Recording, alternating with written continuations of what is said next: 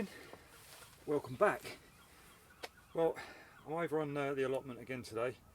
One of the committee have asked me to give them a quick hand. I say quick hand, it's going to be quite a job, to clear a plot that's been vacated.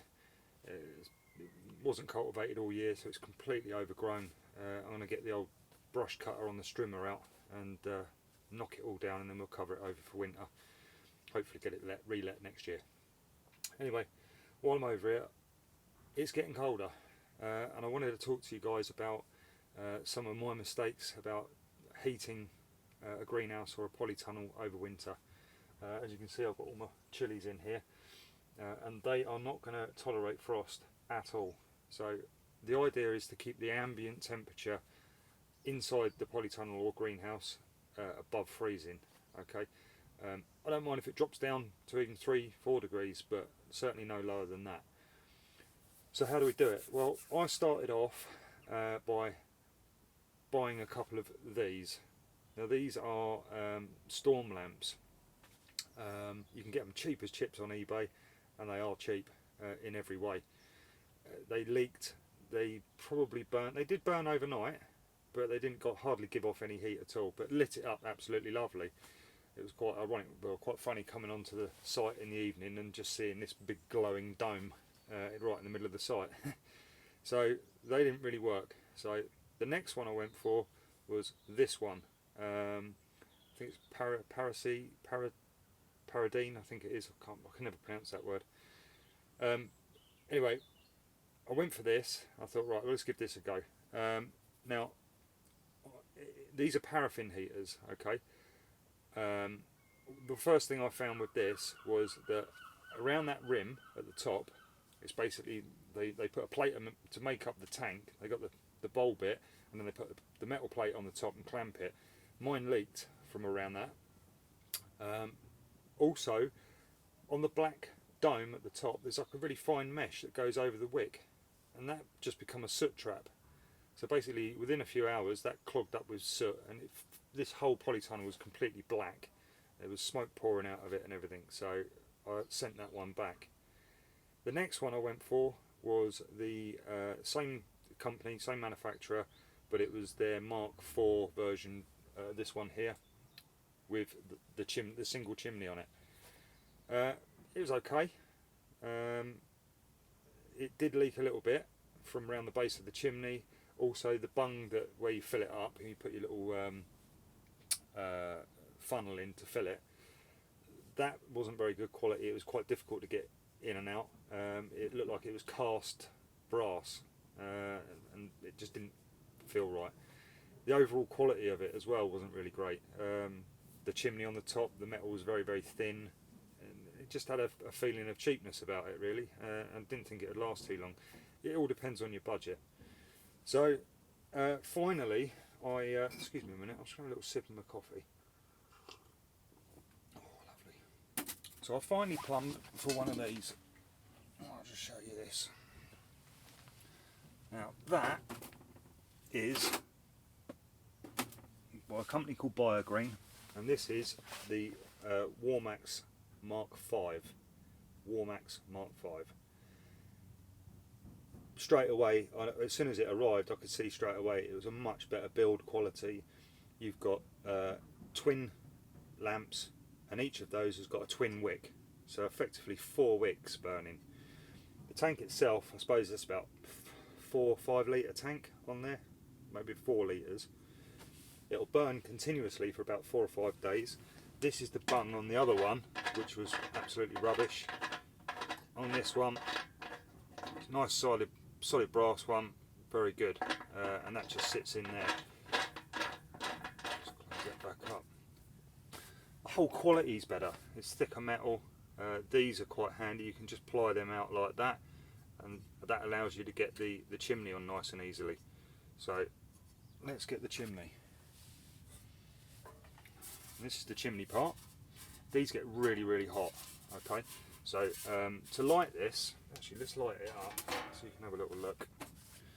So there's a little lever, okay, and that basically, when you lift it up like that, it reveals the 2 wicks that you've got inside. All right, the same on here. So I lift it up, And then to extinguish it, all you do is you just push that back down, and it puts like a metal coat over that closes off the wick, so then it just extinguishes. Very, very handy. So I'm going to just lift up a wick.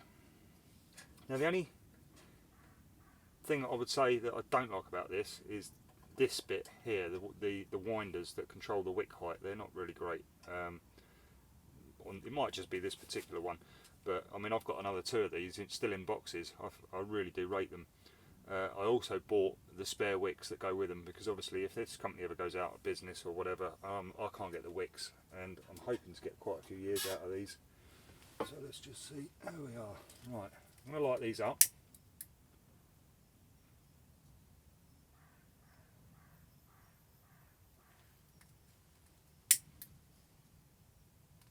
Easy to light.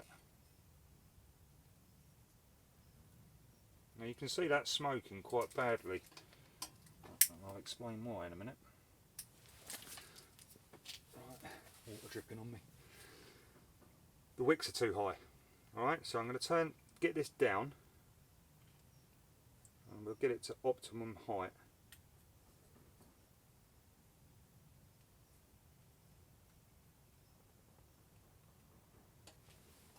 And what you can do as well is that every now and again these will need trimming. So I'll just get a little pair of scissors and I'll trim the wicks up, make them nice and level. This is the first time I've started these. That's it. That's about where you want to be. So there's no smoke coming off them. Nice little flames on there. They don't look a lot, but what happens is when you put this chimney on, that heat from these is going to go up and it's going to hit this top plate, and that acts like a radiator. Alright, so I'm going to pop that on there nice and carefully, and that's it. And straight away I can feel the heat coming out of the ends there. One of those is plenty in a polytunnel this size. Got soot flying around the air now. So it's plenty. The other advantage of using a heater, especially in a polytunnel, is if it snows really heavily, snow really does weigh quite a lot, and I've seen polytunnels collapse just under the weight of snow, so this will help keep that snow off. Hopefully it'll just melt and slide off the side of the polytunnel. So that's that method. Right, I'm going to extinguish this because I don't want it getting too hot that I can't handle it. I wanted to show you one other method of heating your polytunnels. So I'm going to close that off. Move this out of the way. Oh yeah, one other thing about that. They're supposed to run on paraffin, right? Now paraffin, excuse me a minute, I'm going to open the door. It's a bit smoky. That's better. Now paraffin is incredibly expensive. It's about £8 or £9 for 5 litres. Okay, I don't use it. I'm using kerosene, which is heating gas or heating oil. It's pretty much the same stuff. It's just not as refined as paraffin. It is a bit of a dirty fuel, but there is a little thing you can do to combat that. Okay, you can use this stuff, Exocet, and this is a treatment cooker boiler additive. It basically lowers the carbon build-up in your Argas or your stoves. It's incredibly concentrated. It's like that one little pot there will treat 500 litres, so you only need a few drops in a jerry can and that's it. It'll do the job, and it just basically cuts down the amount that kerosene would smoke. So like I say, it's quite a dirty sort of fuel, but it's cheap. I can get kerosene at 60p a litre, so that's going to work out, you know, significantly cheaper than buying paraffin. So yeah, Exocet, you can buy them and that'll treat it. Right, the last one I want to show you is this, and this is a really cheap way of heating your greenhouse or your polytunnel. These are 100-hour candles. Now if you've watched, we've done a video on making these, all right, and it's also on the website if you want to go and have a look at that. So go to www.ukherewegrow.com and just click on the how to tab at the top, and there's loads of other stuff on there as well, but that's in there. So I'm going to light one of these up. So I'll say this is a standard 6-inch white candle that's got a burn time of about 6 hours, but because we've surrounded it in vegetable fat, it's now going to burn for 100 hours. So what I'm going to do is I'm going to pop that there. I've got 3 bricks around it, and then I've got, clean that out, I've got a flower pot. I'm going to put that one over the top like that, and then I've got a bigger flower pot that's going to go over the top of that, like so. And then this little hole in the top here, I don't want to lose all the heat out of it. Got a little bit of old broken terracotta. Just going to pop that over the top. That will get red hot.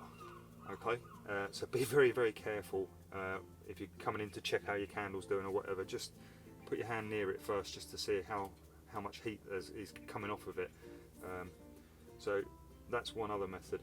The last thing I want to tell you is, if you're using those paraffin or kerosene heaters, anything that's burning solid fuel inside one of these polytunnels or glass houses, is before you walk in, please open the door and ventilate it. Don't just walk in here and start working. You could probably quite quickly just keel over, because they are going to give off carbon monoxide. It is poisonous, it is dangerous.